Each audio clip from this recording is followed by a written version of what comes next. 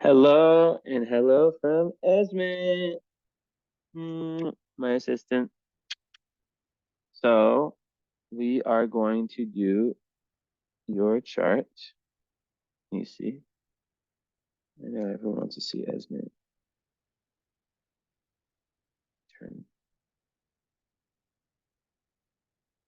Oh, that's so dark.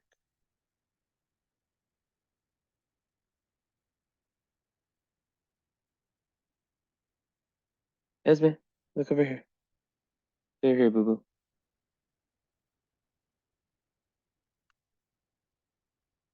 So Esme, what do you think about this chart?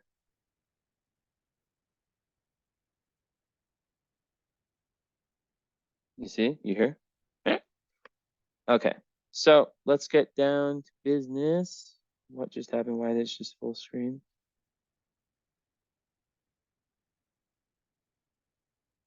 Okay. Restart clock. Okay. Hold on 1 second. Oh shit. Oops. Wrong USB.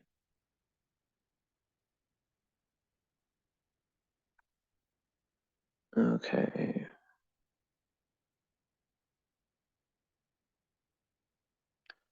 All right. Oh, no. I did not move the name. Let's call Jesse.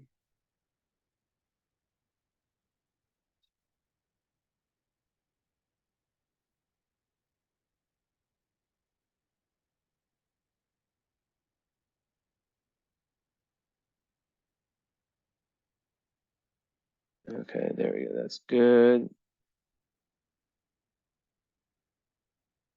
Stop, Esme. Stop it. Don't scratch my wire. Stop, Esme. Okay. Share screen.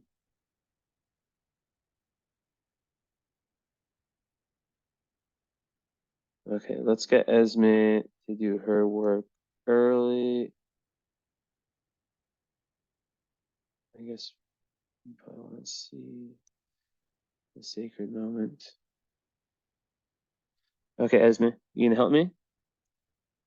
Okay, so do your thing where you look at the thing in the chart and you tell me what's really important, okay? Don't, Esme, what are you doing? Esme, oh my God. You just did it last chart. Look, tell me what to look at. Esme, look. Okay, you're staring at Jupiter conjunct Chiron. Thank you. All right, so she usually does it like mid reading, but that time is a little different. Okay, I'm gonna go off cam for a little bit. I just did a full reading without any off camage. Sometimes I like to meditate and walk around, you know? So, so.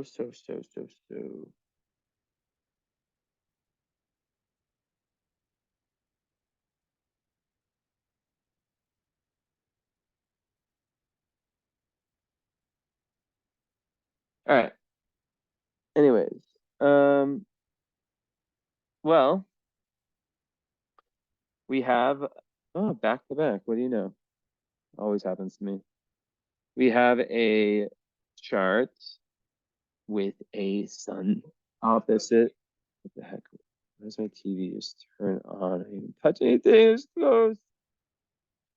All right. So here we have sun opposite moon, meaning that you were born right after a full moon or on a full moon. I mean, yeah, literally it's 21 and 23. So it was a full moon in Libra and you emerged a few hours after the apex. Interesting. And you were born at 7:07 in October. So you were born right when there is a full moon. Pretty cool, huh? Yeah, very cool stuff. So when you're born on a full moon, that means that you have obviously sun opposite moon. Now, both are squaring Chiron in the IC.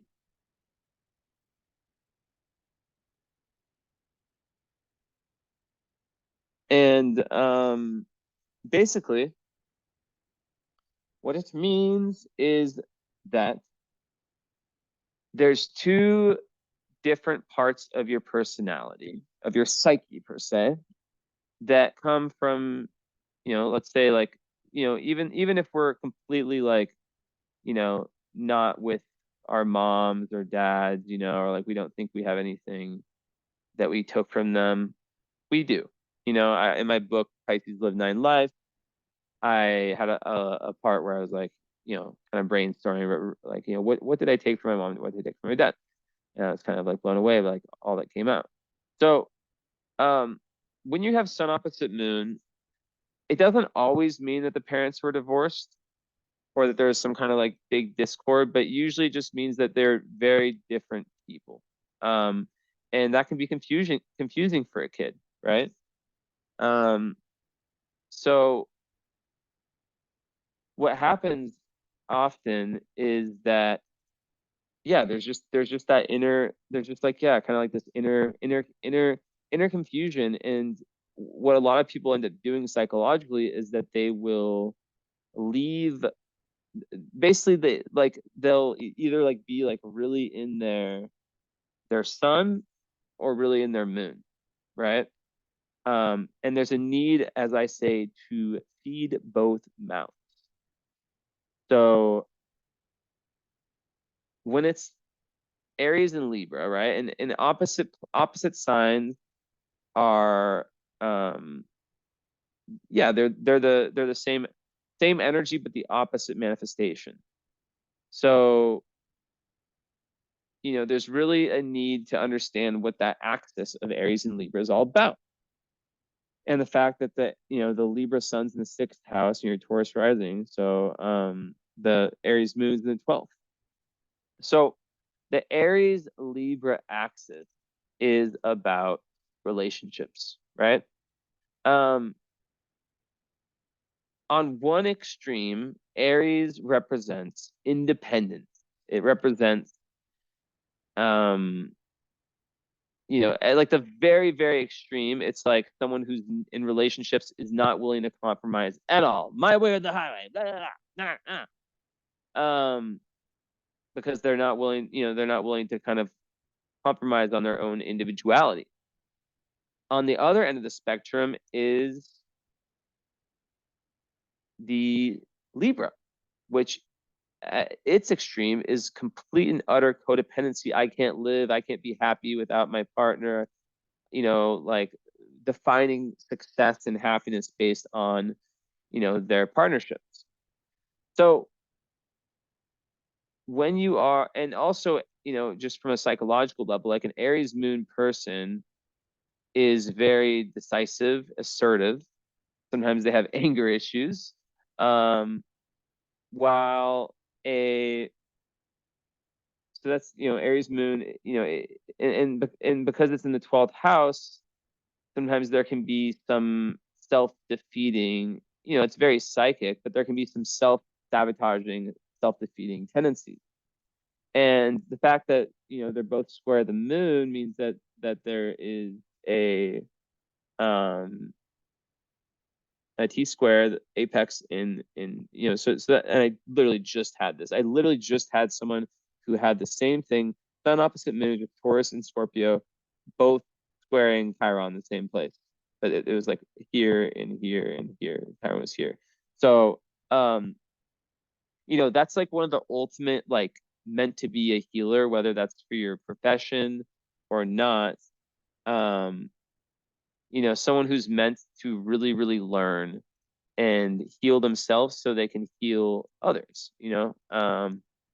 And I feel a big time vibe of healing the bloodline. I said that in the last reading. And when there is that square of moon and sun with the IC, which is, if we think about the IC, it is the bloodline, right? So your two primal energies run, there's some sort of tension with that, right? So what that can do is that it can, and with Chiron being there too on the IC, that Chiron on the IC would speak to, and it's in Cancer, so that is about family, pain around the family, right? Feeling misunderstood by mom and by dad. And it's very karmic, right? But when the Chiron is in the third, it can also be about not feeling like your voice was heard, or like you know perhaps with your ninth house Uranus and Neptune, you had philosophies, right? Even when young, that were maybe not so traditional. I don't know if you had like religion pushed on you.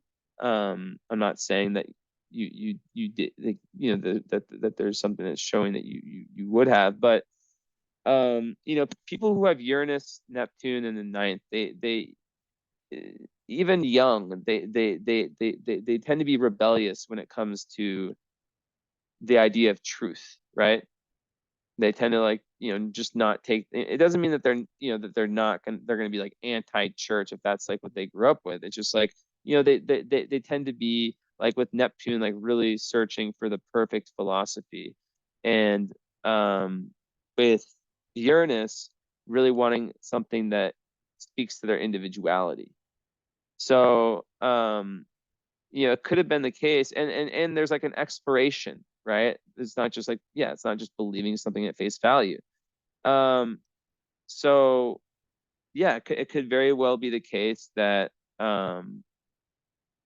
you know it wasn't so easy in that sense, and that it maybe made you doubt your own intelligence. Now, there could have also, third house, you also have Jupiter there though, so Jupiter kind of counteracts that in a sense, where that is a really good indicator of intelligence. So, it could have been something potentially, right? It's hard to tell, but where, you are very intelligent, but maybe it was more of just like not feeling like your voice was understood. So maybe like less of a, like, so much of a doubting of the self, kind of like, getting gaslit, ways like that, whether it's like on purpose or not. Um, just, yeah, so with the square to the sun, there's typically, something around, the father wound, and not feeling like you can truly shine, right? And it could also, third house Chiron can also be related to like pain around siblings, but third house Jupiter could be the opposite. It could be expansion with siblings, if they're siblings. So, a million possibilities. But overall, the fact that Chiron's the closest I see would indicate that there was, a painful childhood. But the fact that squares Sun and Moon means that your two most important planets are linked to Chiron, the wounded healer. So you are everything that you've gone through. There's some real meant to be-ness there. That's not a word, but you get what I'm trying to say. It's meant to be, because it's like, every healer um has to go through shit, you know, so that they can then take all that back and be able to use their experience to help other people. So yeah. But the moon one is a little different. And it's speaking more about like emotional pain, and not feeling understood on that level, and lots of like work needed in, usually like around vulnerability, like being able to really feel like they can trust. So yeah, it's not always so simple. But yeah, like the thing with sun opposite moon though. So it's like with the Aries Libra, there can be different times in your life where you go between being, very Aries, right? Very direct, very forward, very all about independence. And then times where, you know, that doesn't work out and it's more about diplomacy and tactfulness and being kind of, not upsetting people, stuff like that, right? So it's really about finding that balance. Um, yeah, really about finding that balance.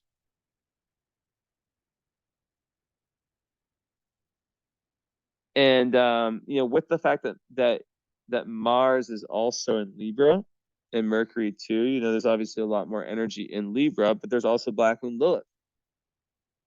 So Black Moon Lilith in Libra, it's speaking to this idea of the potential for people pleasing and the potential for, and especially Mars in Libra is infamous for indecisiveness and just difficulty when it comes to making decisions, right?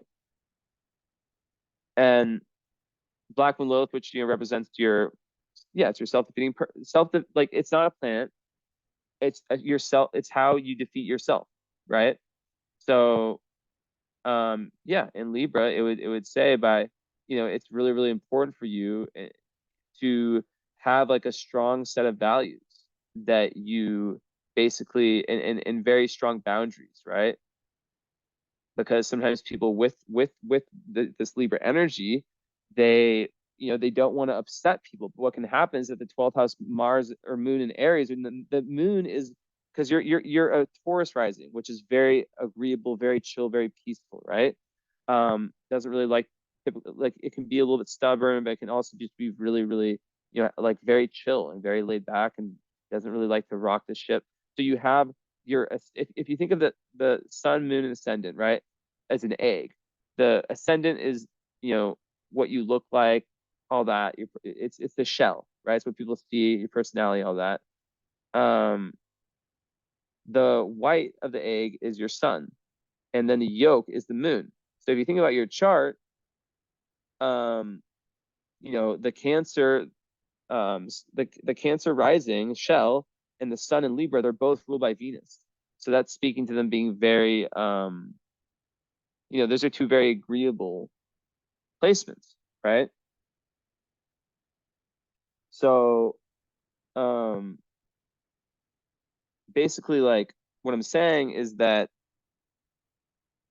that's what people will see. So people will not, and especially the 12th house moon, it's a hidden energy. So the moon is already hidden, right? It's our inner emotional, like the inner environment, it's how we live inside ourselves, right? So people will not sense this energy, right? They will not sense this Aries, this fire, this potential spark, right? This explosive assertiveness. Um, so what can happen when you have all that Libra mixed with the Taurus is that you can be seen as more agreeable, but people won't see this potential volcanic energy. And because it's 12th house, sometimes if there's not an outlet for it, it can come out just all of a sudden like in explosive ways, right? Um,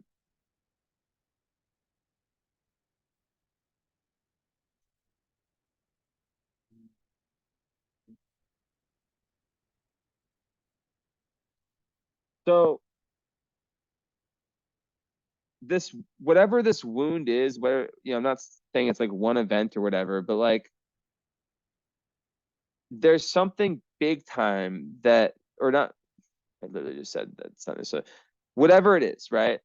It could just be like feeling misunderstood or just like the overall energy with the family, right? Parents, family, whatever. That typically with that pushes one back from having the confidence to feel like they can really, really move forward in life and shine, right? Um, that very wound, though, this is what you have to understand. That is the like literally the source of your greatest internal wealth, right? Because it gives you this amazing understanding of other people who are suffering, which is one of the most valuable things ever. But still, as I was just saying, the Libra energy and the Taurus energy can get pushed around. But then that Aries moon is like, oh, hell no, fuck no, you know? So, but because that Aries energy is a lot, it's a lot harder to see.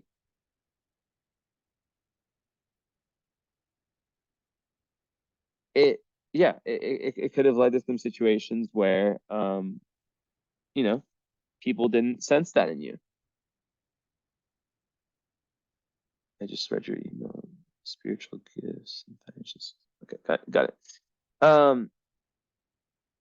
So yeah, like that, like spiritual gifts, like we're talking about like the ability to truly tap into your to really, really heal this generational whatever cycle is going on, right? God does this thing with me and my clients because like I don't even necessarily always do them exactly in chronological order, like roughly, but if I'm like if I have like a list of like 4 or 5 that were bought like in the same day or something within the same few days, like sometimes I'll like kind of go through them, be like, yeah, I feel like doing this one now. Yeah, no, I'll do this one another day, right? Just go by feeling. So like it's just interesting that I back to back tonight I do like these two very similar ones, like at least in this sense, right? Um, so having a 12th house moon also a lot of times like the mother, you know, had like a weak role in the life. Um, Sometimes there's like one of the parents. Sometimes the moon's the dad in my experience, right? A weak influence or just wasn't present, just wasn't around, right?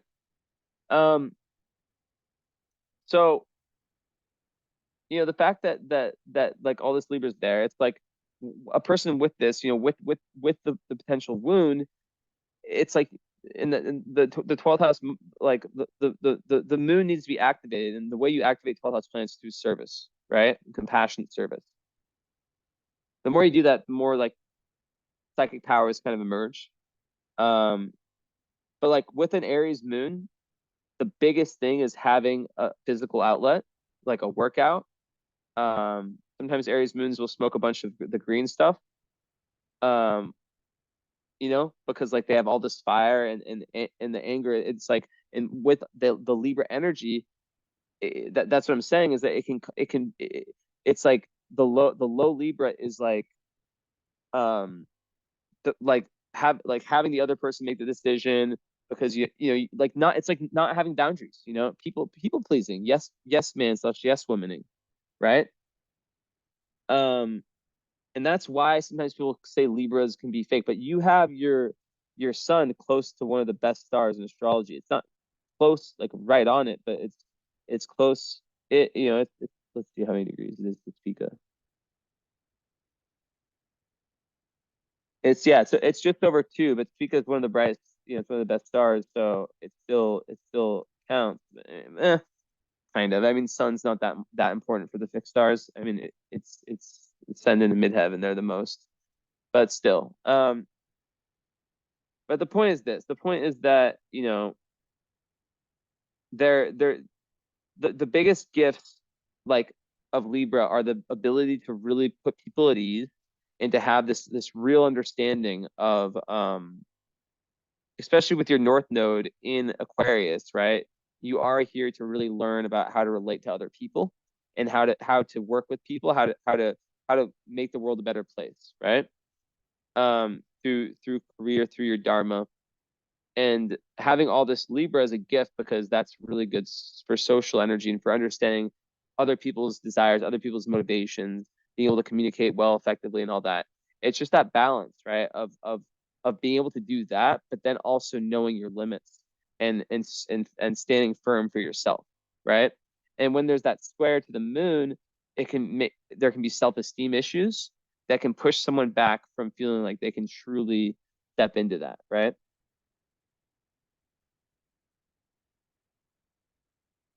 Let me check that. I want to send your chart to my iPad like I just did. It's cool. Hold on just a second. Let me just pull something to talk about. So,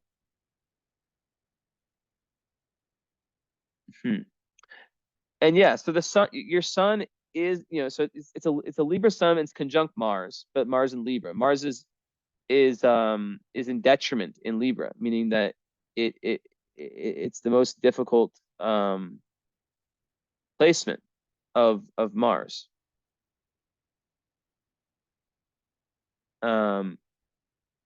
Because Mars likes to just go. Mars likes to just like say, fuck it, I'm doing it. Mars is the planet of action and assertiveness, and it rules your moon. It's actually interesting. My girlfriend's an Aries moon with a Libra Mars, and so sometimes there's some frustration. I'm not saying for her, because I know other people with this too, because it's like the Aries Mars wants to be very decisive, but then the Aries moon, wants to be very decisive and has like this very powerful energy. And also with an Aries moon, you can never push an Aries moon down. Like they will always get back up. They're tough as fuck. Male or female doesn't matter. They are tough. Um, and what I'm saying um, is that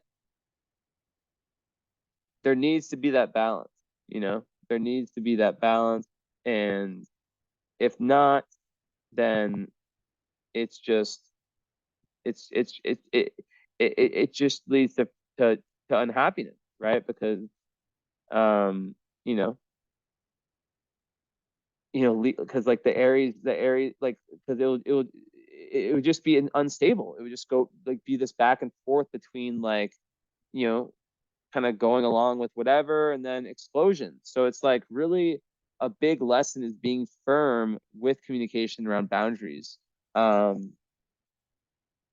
But you have a chart that's like made for a healer, because that kind of Libra energy is really, really, really special in that sense. you know um it's very special in that sense. um so it's all in the sixth, all in the sixth. um where did it go?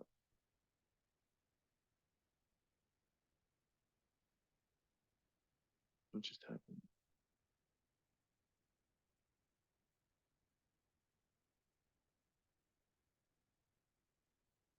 Okay, there it is. Yeah, so wait, what? Why is it showing me this chart? Oh, I see.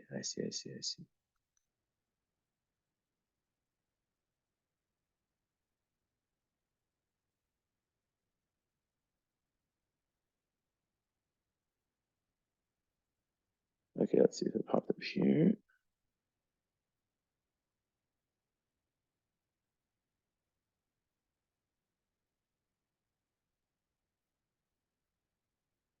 I wish I could get that my program on the iPad. Okay, see? Cool.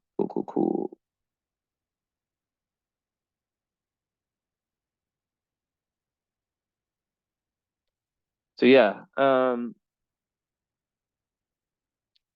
like yeah, just so sixth house energy, right? That's also about service, you know. So there's like a big, like the fact that your sun's in the 12th, your sun's in the sixth, your moon's in the 12th. It's showing that like this is a big time chart of someone that when they give their life to service in some way, helping type of profession potentially. I'm not saying it's the only thing, but your chart is really like there's so much for being a psychologist, for being a social worker, counselor, like someone that works in some way to better people's life, because the gifts are there, the gifts are there. And I gotta say, like I like there's like even like 12th house moons sometimes, like I was saying earlier, they can really self-sabotage. And especially in an Aries moon, it can be because like Libra doesn't want to upset. It doesn't want to make up people upset. So if we think about, okay, like, so if there is a tendency like that, right, to have periods where maybe things kind of build up over time, what ways can that be avoided, right? What like so it does come down to assertiveness at the end of the day. um wait, I just have,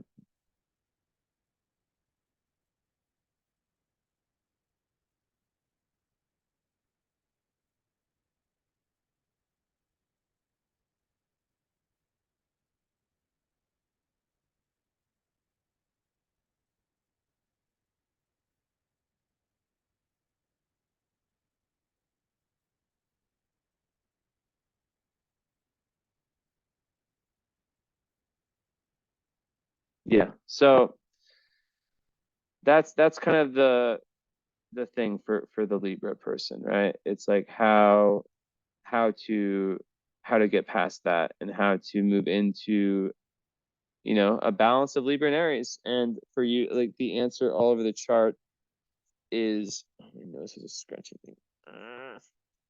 The answer is service, right? Mars in the sixth, it and also it's not just like it's service, it's making sure that your life, um like something like routine, right? Like the emotion, like how you upkeep yourself, right? On like a physical, mental, emotional, spiritual, all that level. Like that's massive, right? That's massive, massive, massive.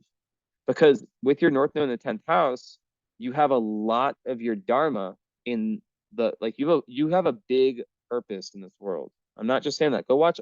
I tell people all the time, go watch all my readings. Like I post them, most of them on YouTube, right? Watch all of them, like, because like sometimes I say things like that, and I wonder, like, do people think I just say that a lot? Like, no, you got a 10th house Aquarius North Node. Like your time is coming, right? The age of Aquarius. And I have an Aquarius North Node too. Um, it's really about leaving the past life tendency to be kind of more in the we, or the me, excuse me. Um,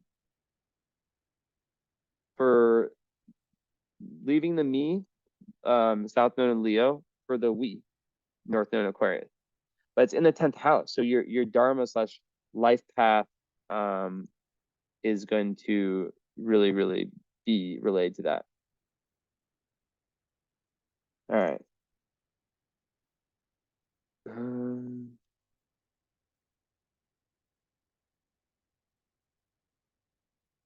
hold on.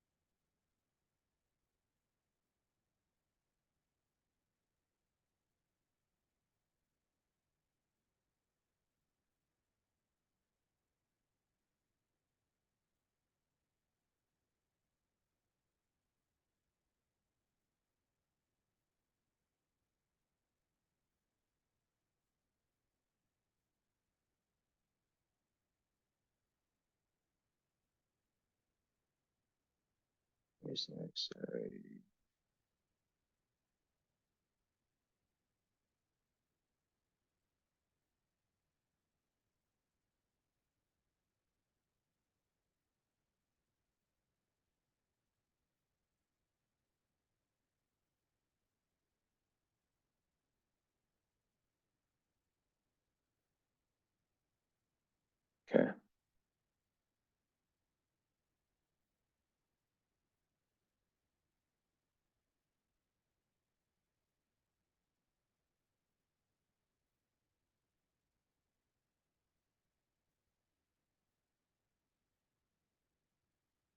Yeah. So,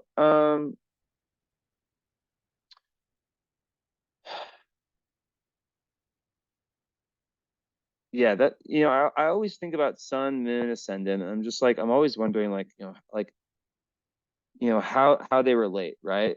Um, and then with this one, I'm thinking, okay, so like, if you were too much in the Aries camp, life would be too vicious, and it would upset the Libra camp, right? The need for balance. But too much in the Libra camp, it's like, so like, I think about, like, what does one have to get over, right? Well, and getting for Libra, it's like needing to get over the like the potential, to please everyone, because it's impossible. But what can happen is that as a um as an Aries, as a Libra with Aries, hold on. Yeah, with an Aries moon, it's just difficult, right? Because it's like, like Aries moon, the Libra part would be so upset, but then, like, the Aries moon part will just be bubbling inside. So yeah, it's just finding that balance. And it's not impossible, but like the more that you, like, with, like, okay, oh my God, I think Pluto on the descendant, the power of fortune, interesting. But that's kind of the thing, right? Is with the Black Moon Lilith there too. It's kind of just saying that there is that potential for that, you know, Black Moon Lilith and Libra, for that lower Libra. Another thing about lower Libra is, like, gossiping and not minding your own business. Sometimes Libras can be a little bit passive aggressive too, and like I said, lacking boundaries. So yeah, technically having an Aries moon would really help that. But yeah, I would just say it's like getting over the need to, really just to be liked and to make everyone happy. Like, once you realize that's impossible, if you have already, that's awesome. Um, so I think that with your Sag Venus is interesting too. All the love stuff in your astrology is very interesting. Um, because, like, even from, like, that Libra, and even being born on a full moon, right? It's like a full moon is about, it's accumulation, right? It's a culmination, excuse me. So we feel that when we have full moons here. We just had one. It's heightened energy, right? It's a phase in your karmic journey of completion. So when we look at the fact that South Node and Leo, because sometimes South Node and Leos can have a little bit, and like, of entitlement, like not like, I'm talking like karmic entitlement, like coming in this life being used to kind of being special, right? Being used to being praised for their creative talents and all that. And a lot of times with that, there can be some frustration because they're so innately creative, right? But they can feel like and you're a double Venus, you're a Taurus Libra, with Aries moon. So it's like you have this real creativity, I'm sure, right? And one of the best ways to channel a Libra Mars is towards justice, right? And towards being, like, not like a judge, but like the archetype of, like, the judge, and the person in the middle who's very fair. Um, but what I'm saying is that, um, also a creative outlet, right? Creative outlet, game changer, because Libra is about art. So there'd be a push towards that. But, like, really, yeah, like I said earlier, I'll repeat it. Um, when you find yourself being indecisive as a Libra Mars, having this real, because the worst thing Libra Mars can do is, let's say they're extremely intelligent, all that stuff. They default, let's say they're dating someone who's maybe a little bit more dominant or whatever, or like let's say they're like a quadruple Sag or whatever. Um, and they just, like, default to that person to make all the decisions, because they get too much anxiety when they try to make decisions. So it's about being able to to just trust yourself and trust that it's okay to be wrong sometimes. So we'll wrap back around to that a little bit, but and well, actually, even with the Mercury though, like I'll finish with that, like the Mercury Libra, it's very, very beautiful communication and wanting to really communicate in a way that's making all parties happy. So like literally a career like a counselor, psychologist, even business for Libra is great, right? Because what is business? Business is about, like, for example, negotiations. It's about understanding what the other party wants, right? Like other people, what motivates other people. People who lack air, which you do not at all, they lack the objectivity and the ability to see where someone else is coming from. You're really good at that. It's a talent. So you can definitely channel that. But and like the house of your moon and your sun are the two houses of karmic payback. I'm not saying that you have bad karma. I'm not saying that at all. I'm saying that there's a lot of fate that's in your life. So the big thing in your chart is Chiron, Sun, Moon, T square with Chiron. It's really, really saying that you won't be able to achieve your highest ambitions until and trust me, I have the same thing. Mine's with Pluto. It's even crazier. Until you really confront this kind of like early childhood family pain. So the really beautiful thing, this is what Esme, my cat, Esme, was looking at that, right? Remember, she looked at your Chiron conjunct Jupiter. Why did she do that? And I don't know if you know her Instagram. It's at Esme, EZME, cat astrology. She has my old account, so she has like 4,000 followers nearly. But she looked at that because that's a brilliant thing. That gives you this expansion as a healer, and it gives you the perspective, Jupiter, right? To be on the metaphoric mountaintop and be able to see your own pain and to understand it and to heal yourself. That's brilliant. So that gives you such a massive advantage to where you can actually not allow your pain to eat you alive. And I'm sure there's times, right? There's times for us all, but to actually have that perspective and then to be able to use your mind and be able to speak through words, soothing words, healing people is so good. Also, this is like, I could tell you so many things that make you an amazing healer. I'm not just saying that, this is a spiritual talent to have Chiron and Jupiter. You are able to work, let's say you're working with a client and whatever, you can really see the big picture of their life and you can give them that perspective. People in pain aren't able to see. They're like underwater, they're sinking, a lot of times. When you have that Chiron Jupiter conjunction, you're able to really rise above it and say, look, from where I'm standing, I see it like this, and it gives you a positive spin. So that's brilliant, and that gives you a huge advantage in the sense of the likelihood of you being in a place where you're overcoming this, right? And you pass your Saturn return, so good odds.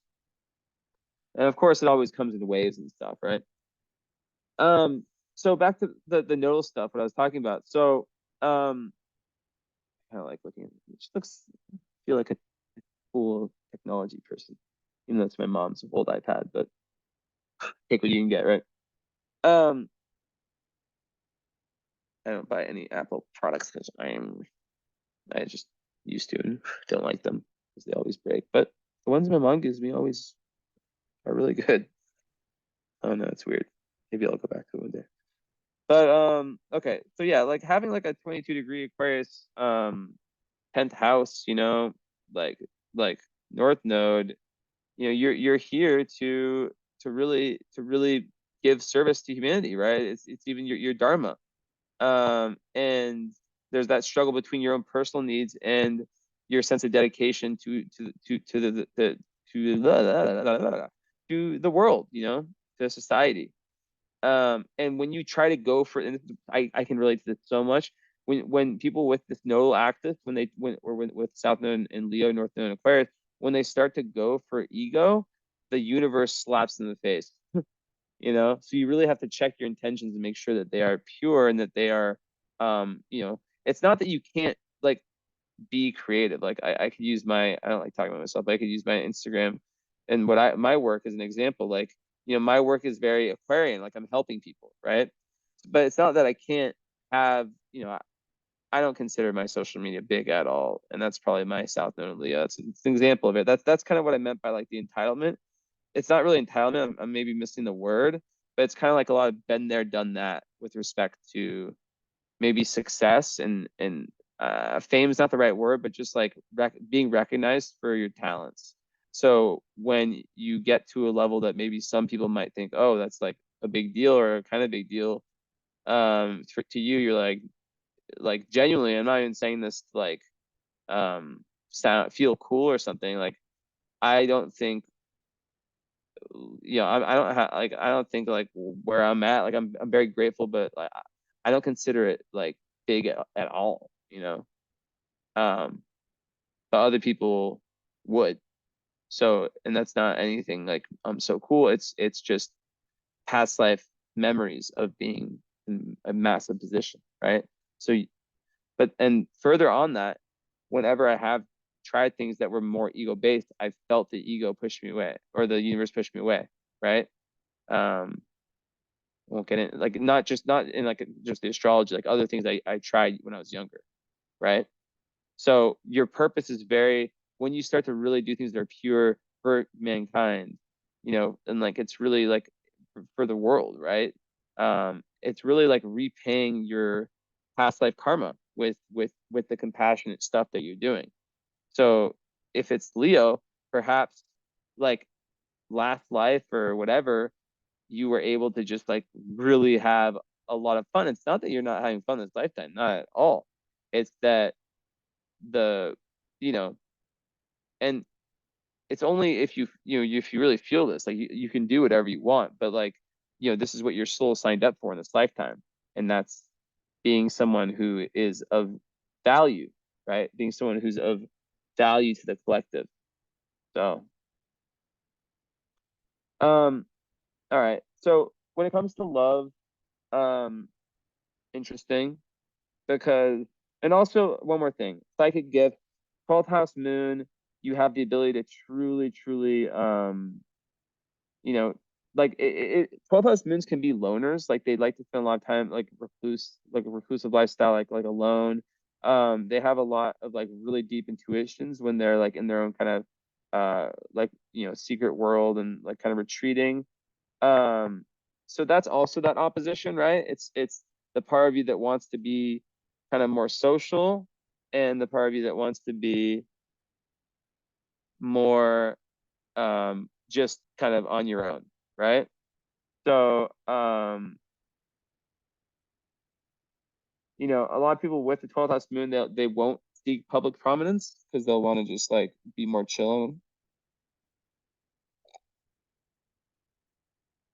And a lot of times, like, yeah, they don't do so well with the limelight. But you know, there's like when it's the 12th house, it could be someone who does things, but who does things behind the scenes. It could even be someone that's like a healer that works, you know, that works in some kind of like hospital or like, you know, even like a psychologist, like someone who works in like you can still be a star, or someone who really is helping in your career, but it's not like in such a public area, right? Behind the scenes, right? Um, you know, yeah, hospitals, like museums, I don't know, libraries, like any, you know, even just, yeah, even as I think as a psychologist, that would count too, you know, like any kind of healer, right? So you do better in those positions, but also moon 12th house, your dream world, you're very open to it, you know. um and you have the emotional, the ability to heal people through like heal people's emotions and to help people with their, you know, childhood trauma, right? So yeah, with love, and there's a lot of stuff with Mercury, a lot of very heavily aspect of Mercury. Oh yeah, last thing about Sun opposite Moon. super successful people because they have a chip on their shoulder, especially when they feel misunderstood by their family. A lot of them, like the first 25, 30 years is kind of like a struggle. Like um sometimes you have to watch out for like substance stuff, not always, but like, depending on like if there was a divorce, there was something nasty in the family. But um, once they figure it out, it's like they fucking hit the ground running, right? Um,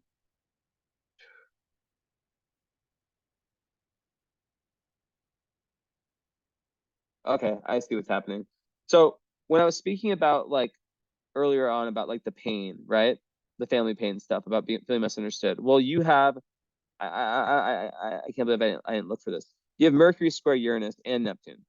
So your Mercury is down there in Libra. Mercury square Neptune is or square Uranus is like a genius aspect. It's like literally a lot of my clients have that, and I would not be surprised at all if in your family you had very different philosophies, as I said before, different ideas, different way of thinking, different interests that maybe were more advanced than your parents. Like to be frank, but you know maybe you got shamed for it. It's very common with my clients. I see this a lot with my clients, right? But really, it's just so with the Libra, it's about finding a way to still get that message across, but not have shame around it, right? And with Mercury and Saturn, the square there, that one it can make one it can lead to kind of depressive thoughts, right?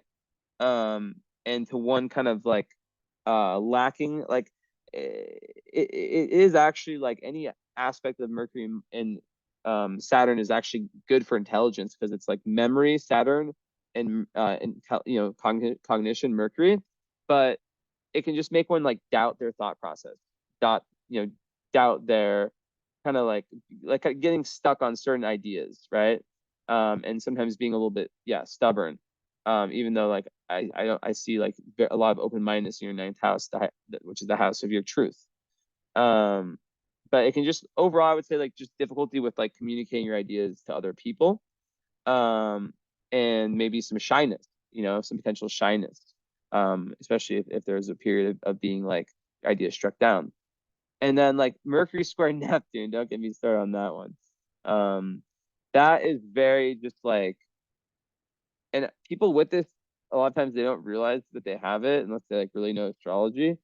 Um, because it can be really good intuitive. Like it has the potential like of fucking magicians and shit, right? Like no, like legitimately, like this is like what like, but like you have to really learn the difference between imagination and intuition because people with this they can have like a lot of difficulty using their powers of discrimination of their mind, and there can be a lot of fog that can come up, and they can be like see things just in a very wrong way. um they can also just be extremely creative, but they have to really, really, really, like they can have like thoughts and opinions that are like very vague, and they can be, quite confused. Um, and just like, yeah, like so certain situations, let's say someone says like how are you doing or something that they don't mean shit, they might like completely they might just like read a situation way off. But if you have a partner or a friend or someone who's more logical, because it's super abstract, right? So it has like that strange effect on the mind. But someone like who can kind of just like it's just about the factual world being seeing it through a different lens, like a very distorted influence, right? And it leads to lots of misunderstandings. So it's just really important to like to have that awareness. And my girlfriend has it too. You guys have a lot of things in common. Because what can happen with an Aries moon is that the anger can come out in 12th house, like in like random times. So it's like really important, just like to really like you be really really good at the high abstract type of communication and ideas, but at like the lower like stupid shit, like there can be difficulties, right? Like not stupid, like the stuff that's like more simple, right? um but it makes someone like a master of illusions, right? And once they can really excel, like I said, as tricksters, magicians, even entertainers, writers, like music, art, poetry, whatever, like there's so much like the imagination, Neptune is linked to your mind. It's just that like relationships can be difficult. And you have to really learn to focus on the basics of language, keeping it simple, and being able to ask questions like, hey, like big time. This is like, hey, like when you said that, I understood this. Like, what did you mean by that? Now, the fact that you're a Libra, Scorpio, like my girlfriend, is very helpful because it's more agreeable. So it's just about being able to like ask the questions and then it becomes a massive asset, right? Also, when you sign any contracts or deal with the government or any legal matters, always seek advice because there can be people who try to screw you over in different types of ways. So be very, very careful with anything like that. But yeah, like people just feel just really misunderstood. So all this stuff makes a lot of sense, right? It can create like different like insecurities around like the mental kind of intellectual way of being. So and sometimes people with this can just go into their fantasy land, because this makes someone very sensitive to criticism and rejection. So it's really important to find also like not just the logical types to help you, but also like other very spiritual, artistic types of people that really get you and that understand the abstract way of talking and understanding the world. Also with this, it's really important to not get into anything that can like exacerbate, I guess, these sensitivities, or this cloudiness. Like being in light, like being like, I don't know, like things like being involved in like, okay, make sure not to lie, not to like get yourself caught up in any like kind of like scandals or fraud, stuff like that, like drug abuse for sure. Like it's about balancing the mind, keeping the mind solid, like I'm not dissing conspiracy theories because I think that like a lot of conspiracy theories are actually like real, but being very mindful of like what content you take in because it can make you really have this osmosis effect. So it's really about having the kind of mental boundaries too. Okay, so that's kind of everything with that, with the Mercury. But then it is sextile Venus, so that's like once again, another great one for healers, being able to put people at ease. So, okay, let's talk about love. So, your Venus is unaspected. It's in Sag. So, let me just double check with my eyes. Yeah. So, unaspected Venus.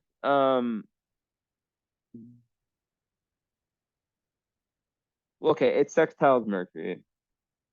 So it's not unaspected actually.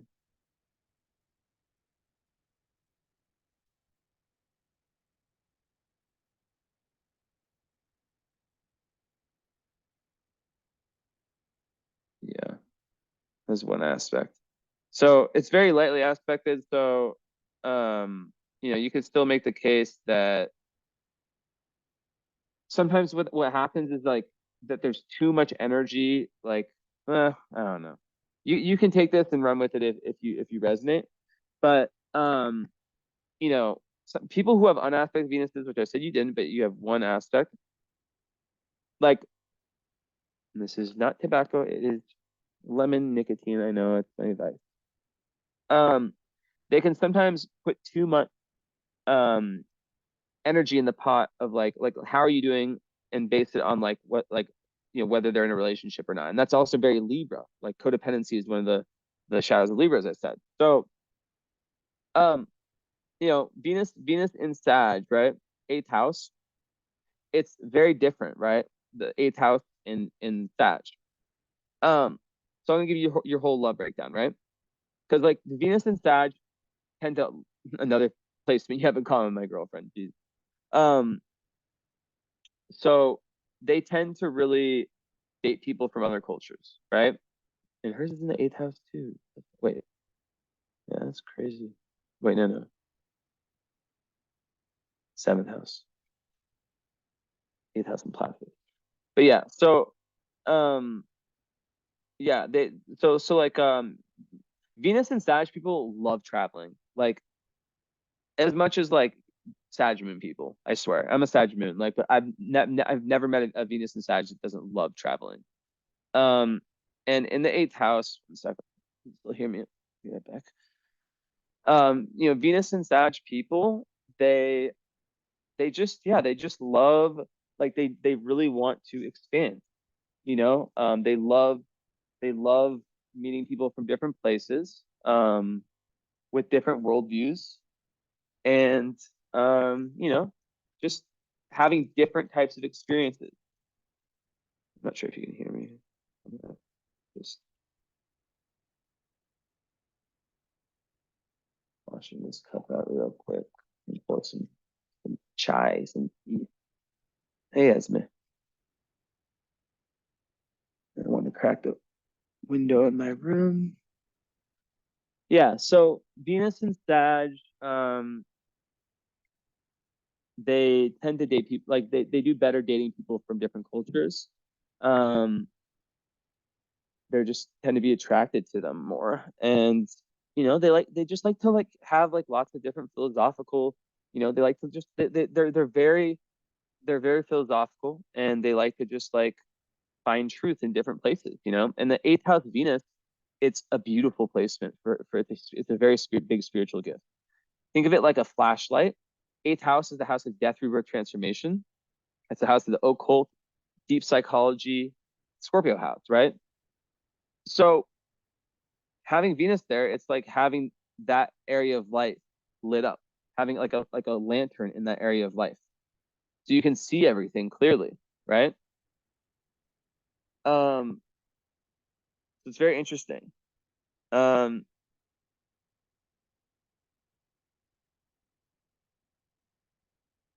I just had an idea I have to write down.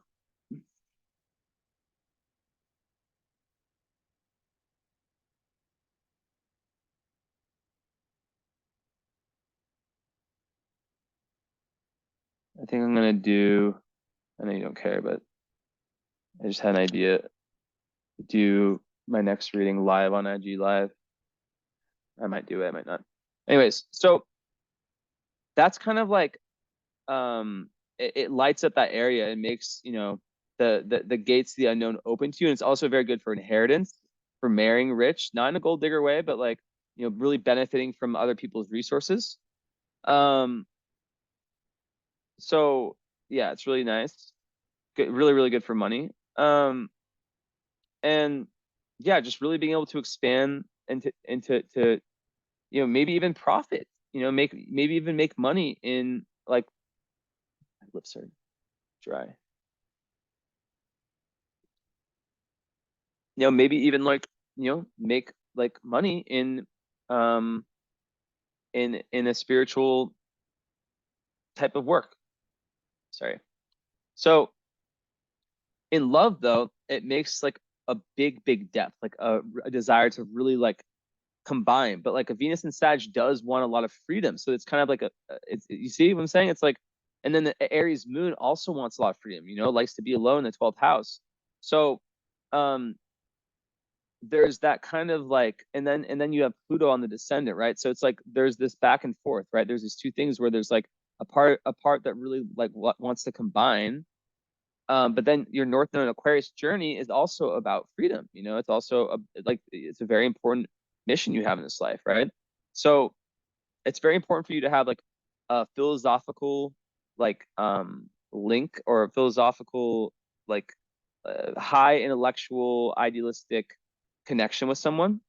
um you'll be very, very most likely attracted to that, someone who can speak your language, or at least who can respect what you're doing. Like I always talk to woman. I never know like people's sexual orientation, but what I can say is that if you know it's heterosexual into men, not that it matters, but I'm just saying like I know I'm just saying that because like a lot of men are not spiritual, and there's a lot of them here in America, right, who are just not open to things like astrology, things like the occult.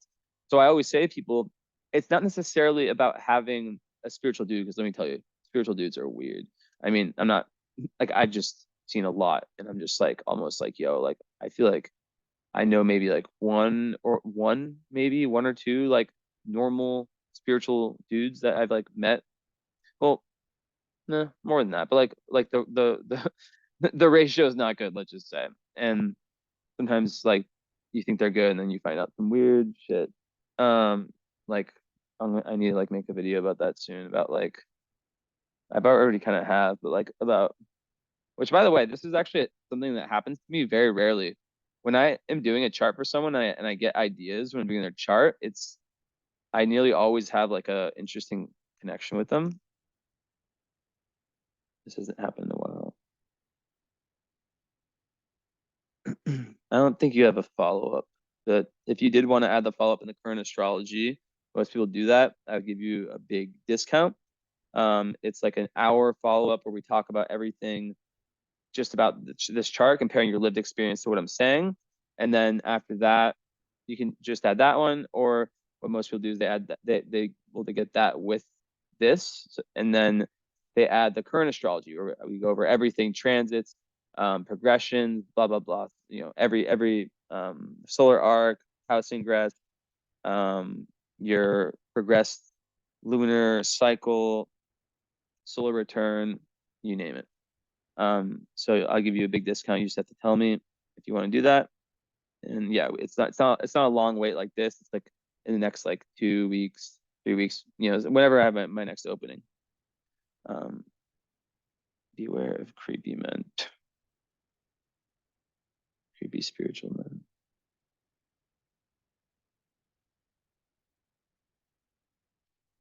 Okay, so yeah, what I was saying is that it's not necessarily about having a guy that's like super spiritual and all that, but at least someone that respects and encourages you, and that's willing, you know, to add value and get in. And it's very important for a Venus and Sag to have freedom and to feel like they're still keeping their own individuality within the relationship.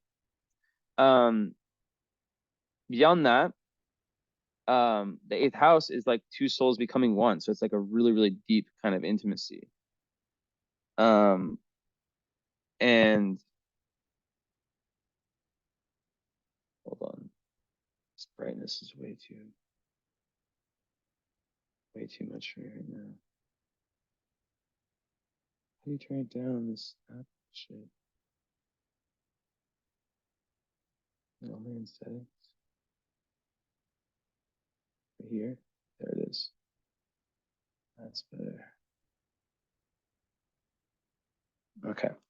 So yeah, it's just about like not feeling like gaslit or not feeling like made fun of, or like you can't continue to grow and expand that way, right?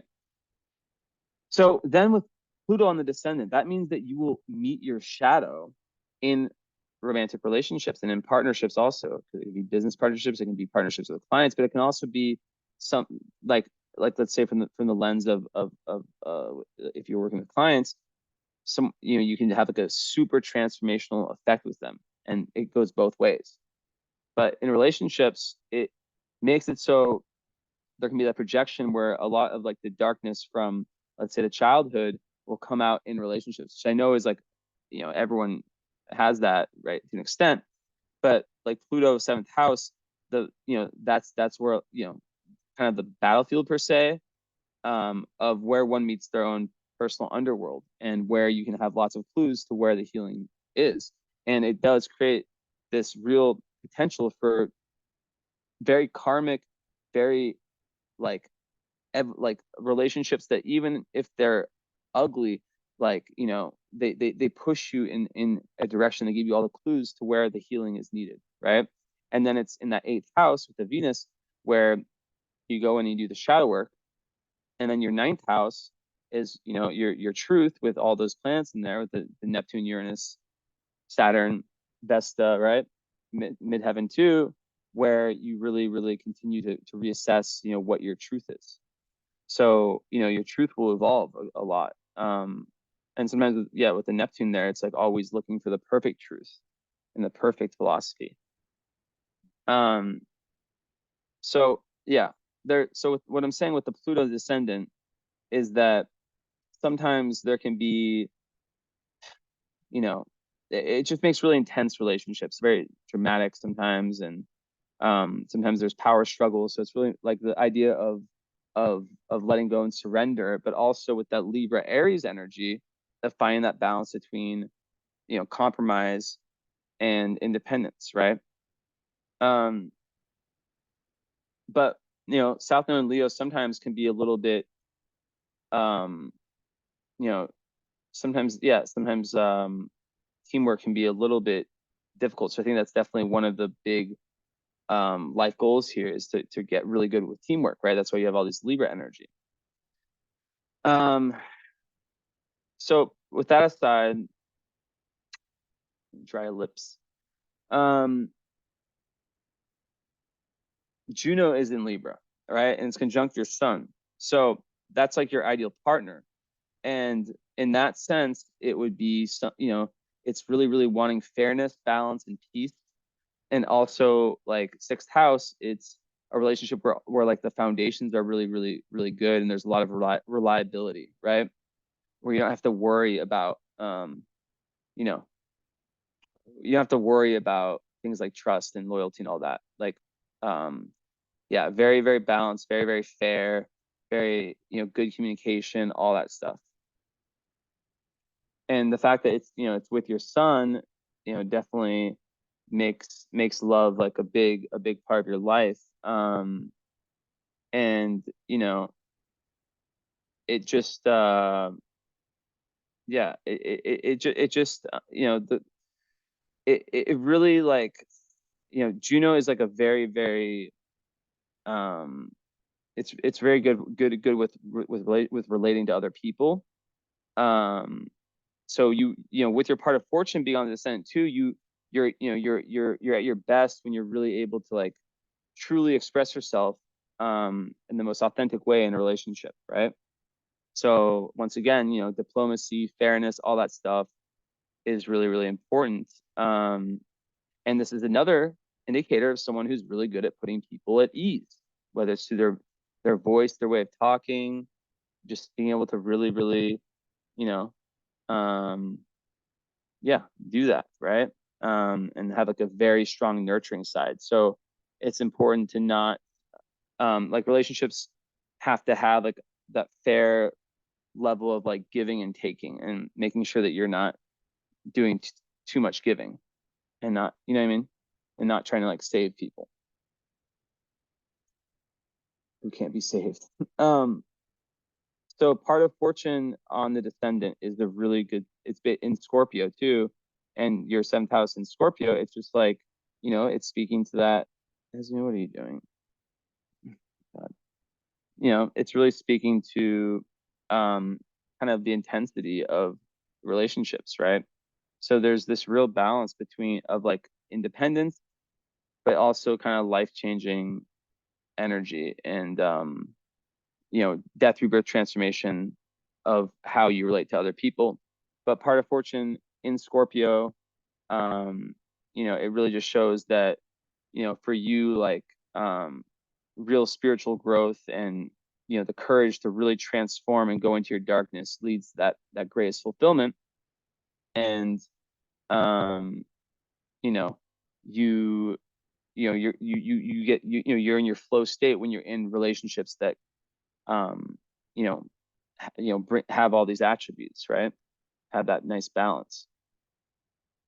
And Aries moon relationship, they really need like 12th house, like I said, they need space. They need to feel like they're still grinding towards their independent self, and not losing that in the relationship. Because a lot of people in relationships, and that happens to Libras a lot, is that they can lose themselves in relationships. And the eighth house, like so to an extent, it's a real balancing act, because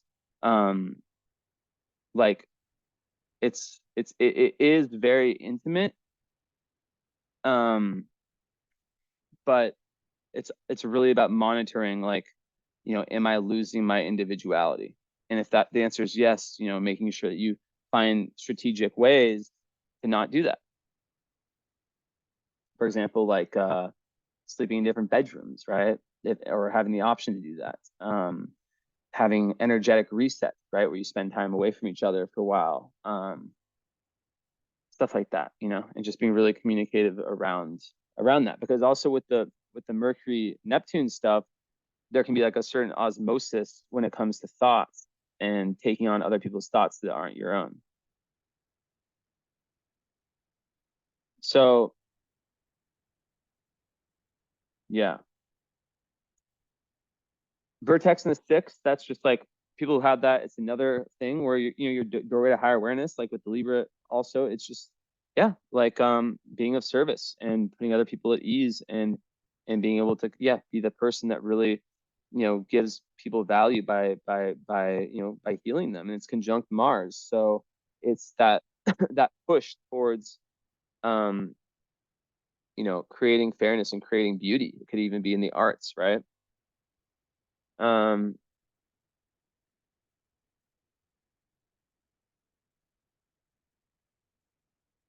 So a lot of astrologers actually, and like people who do things like I do, human design, whatever, all these different things, numerology, they have Saturn in the ninth house.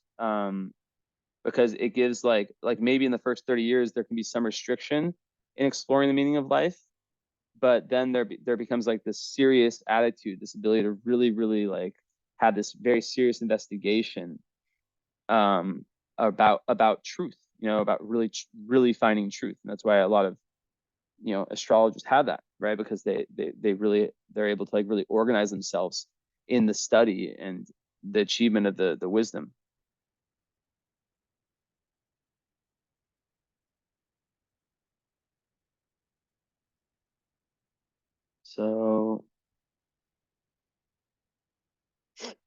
So Mars square Chiron is a little bit difficult because there can be like difficulty with being assertive, right?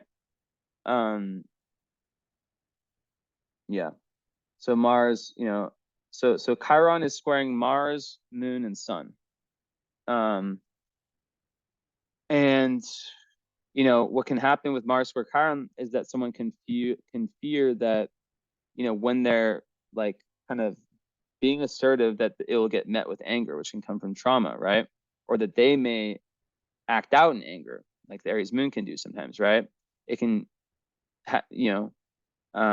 give someone like a short fuse, and but at the same time, the Libra part can make someone easily hurt, right? Um, so it comes to what I was saying earlier about really developing that strong sense of self worth and self values that you can subscribe to, um, and really honoring your way of doing things. Like it's like a constitution of yourself, the rules that you live by, and like really, being able to like, turn to those in any time. And you have Jupiter opposite Saturn too, and that is an interesting one because um, you know Jupiter in the fourth, Saturn or third and ninth. It's like this pull between restriction, Saturn, and openness, expansion and restriction, right? um so it can make one um like choose to be one of those two, and then take a partner who is the opposite, right? So like it's another thing where you're trying to like blend the two energies, right? um of responsibility and of expansion, right? Of not limiting yourself too much, but not also overly expanding and selling yourself like Superman slash Superwoman syndrome, like where you put too much on your plate. So it's important to have the balance there. Take this out.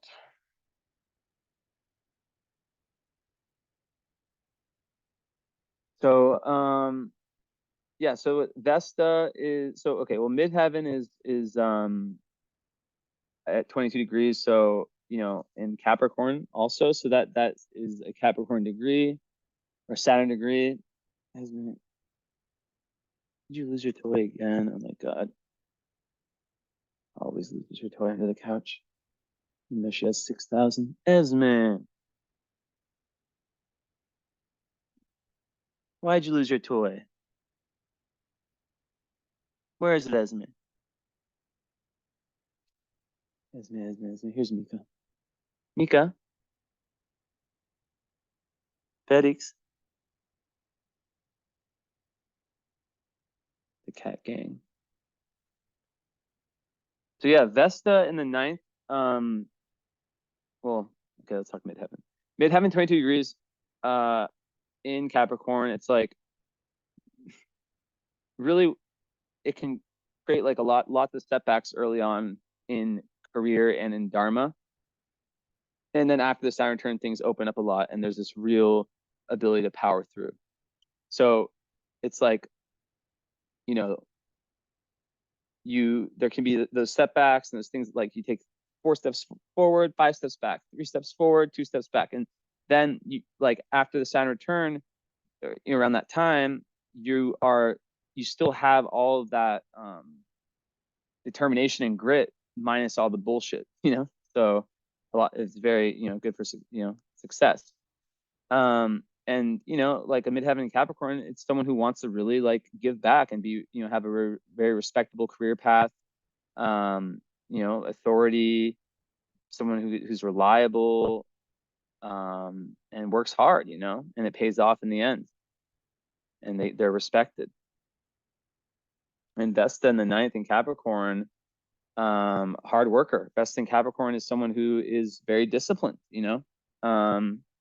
ambitious and who can kind of succeed, in whatever way they want to. In the ninth house, it's like the desire for work to really want to find meaning and find higher truth through your work. Right. So yeah, like also like there's like some teacher energy there, like really wanting to like share the truths you found, and it's conjunct Neptune, so it could be spiritual truths. So yeah, and the fact that it's conjunct Saturn, that is a leader. That's like the combination of a leader, right? Someone who can really like build a team, lead a team. Really, yeah, it's a really really powerful one. Hardworking and someone who is, like willing to put in the hours, right? Willing to put in the work for the goals that they really believe in, which, North Node in Aquarius. And yeah. And let's see.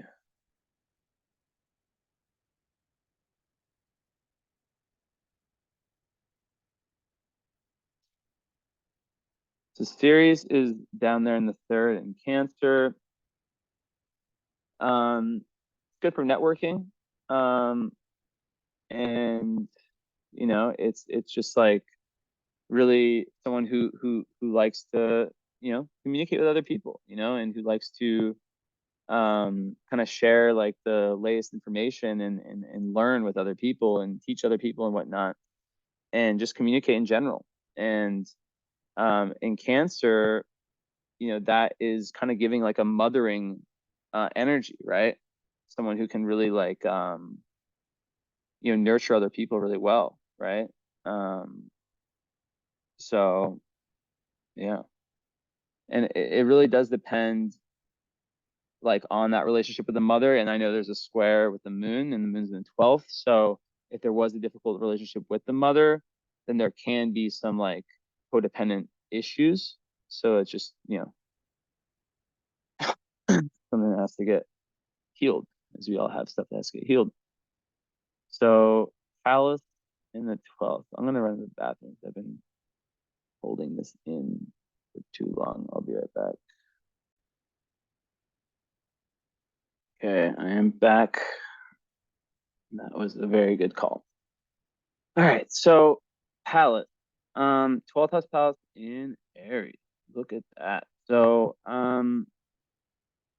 basically 12th house Palette is a spiritual gift. Let's be real. You have the ability to really, really understand on a very deep level spiritual teachings, like innately understand them. Things kind of like be able to sift your way through. There's so much shit like that's like bullshit people teach, right? And it's like kind of this like sixth sense of like, this is value, this is not. Like when I was learning astrology, for example, I was able to just kind of like I taught myself everything, and I was able to like read books and just be like, okay, I don't know how I resonate with this, and okay, I resonate a lot with this, right? So it's kind of that same energy with whatever you want to apply it to, and then also it's very like creative ability to really, or I guess like the ability to have like very creative ideas that can benefit humanity. Um, but sometimes yeah, so it's lots of wisdom. But sometimes there's like potential like personal sacrifices that might have to be made, um, so that you can fully like use that wisdom for the good of the whole for the Aquarius North Node, right? Um, and then Palace and Aries, I have that one too. It's just like gives a very quick intellect, being able to come up with like real exciting like ideas just like this, um, and a risk taker with ideas, like kind of a trendsetter in that set, in that sense. And it conjuncts your moon, so there's a connection. No, it doesn't. Aries, and that's a loose conjunction, so I don't count that. But yeah. Okay, let's see these babies.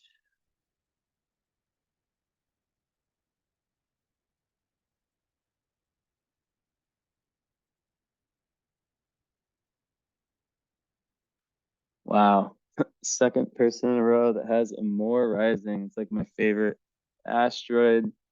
So a more rising is so beautiful.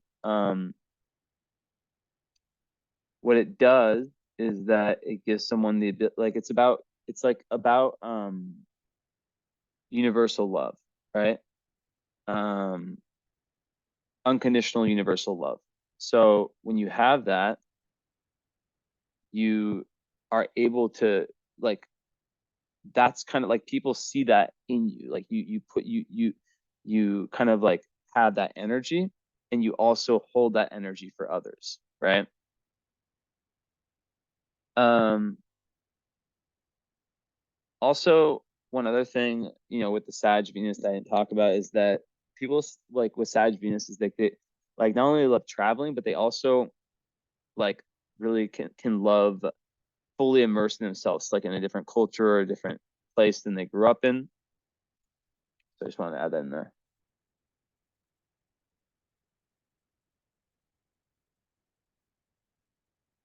These annoying allergies. I don't know why it's coming at 3 a.m., but whatever. Mm, okay.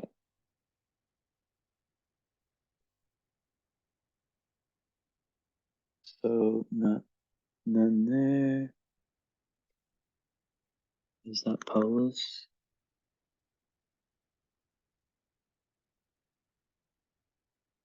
If you saw what I was looking at, you'd be like, how can you tell what is what?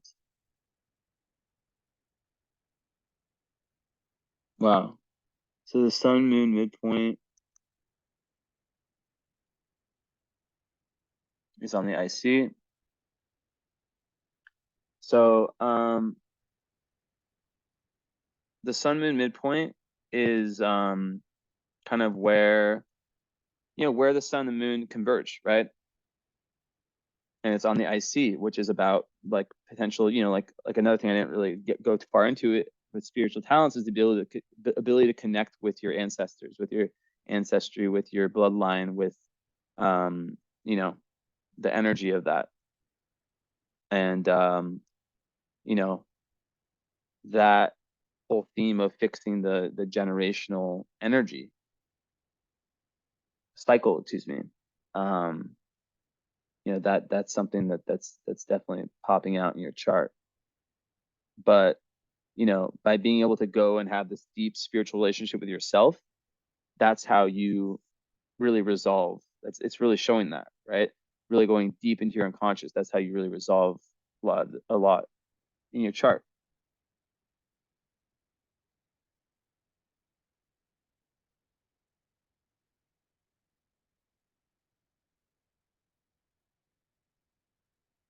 Okay.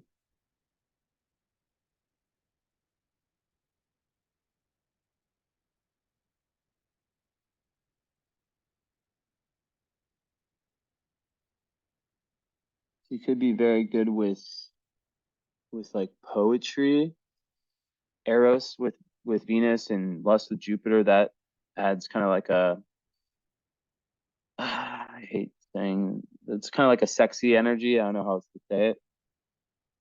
Um, I mean, Eros, it speaks for itself, conjunct Venus, right? So it would be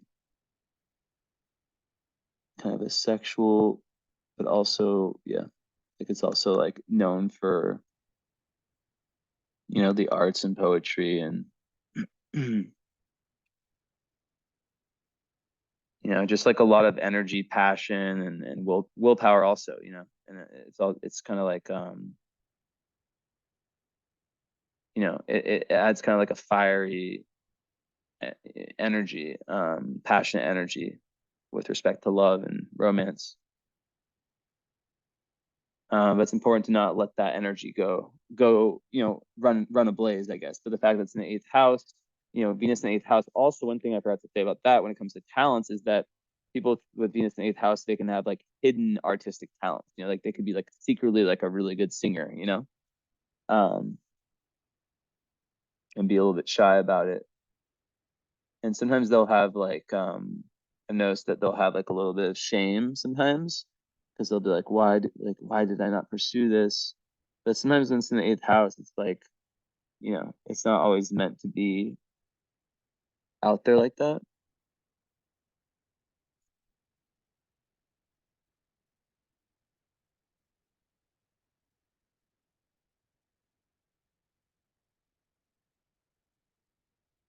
Okay.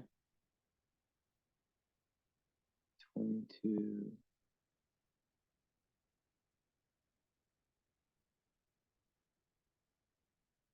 Let me open this up.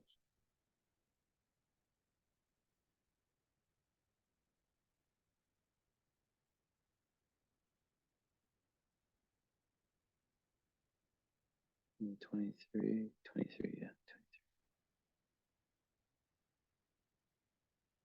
And also the fact that you're born on a full moon, your moon's in 12th house. It's like the 12th house is also like, it's the house of like karma and past lives, but also like endings. So I really think that there's some big, like kind of like I was saying earlier, like some big like karmic, you know, culmination of something that's been going on for many past lives in this lifetime.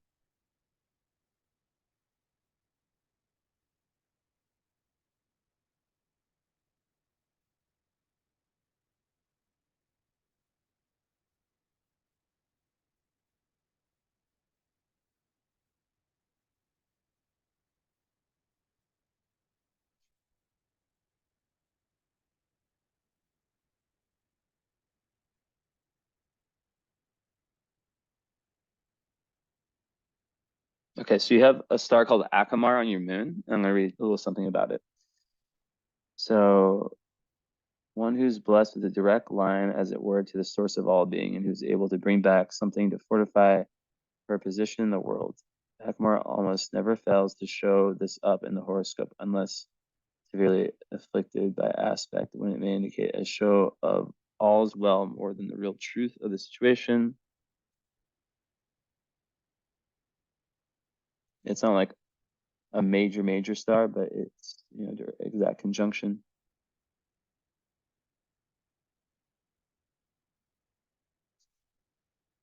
And they often do reveal a high degree of spiritual attunement on the horoscope. Interesting. So then you have Hamal rising. Um, Hamal is a kind of difficult one. It's like it can be like kind of, it's in Taurus, but it can be kind of like a lot about like fighting, um, or just like taking like lots of risks, like like climbing or skydiving or something like that. I don't know. But it's with the ascendant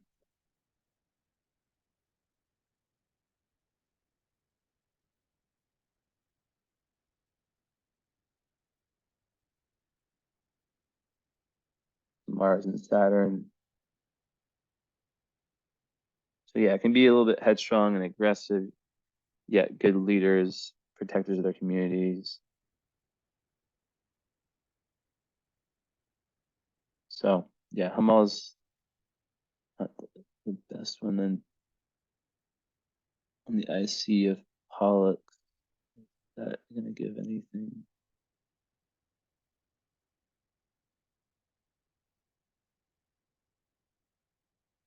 It's a good one. Good for prosperity, investments, and good one for finances and resources. Because that one's, yeah, very brave.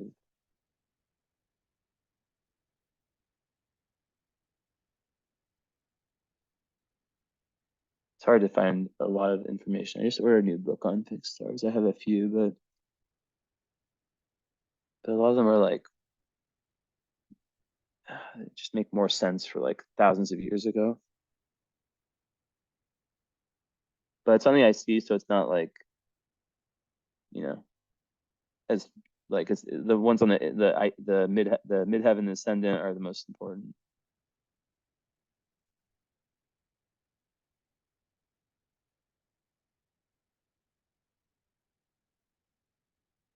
But yeah, it's definitely one that's like linked with like strength and yeah, strength, bravery. But also, yeah, it can be like kind of like a fighting spirit, quarrels. So yeah.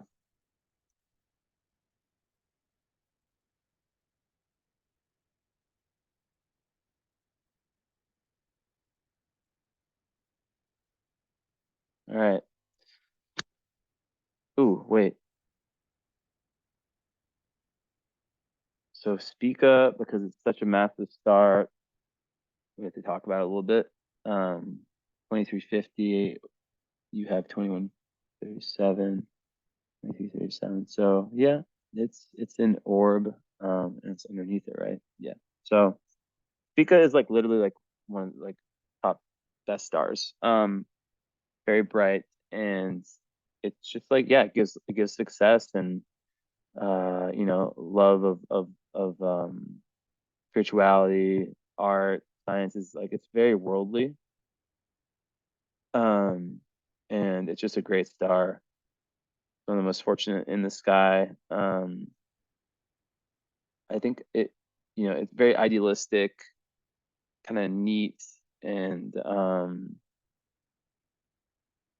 it also, it's a star that has like a lot of distance between its nearest neighbor, so it's called the lonely one. Um, so yeah, it's a good one. Very spiritual, religious. People with this often gain high places in those fields of life. I was talking about spirituality and religion. Psychic awareness is also above average in such people, especially in the more sensitive. Okay. Okay. Let's see if there's anything about sun.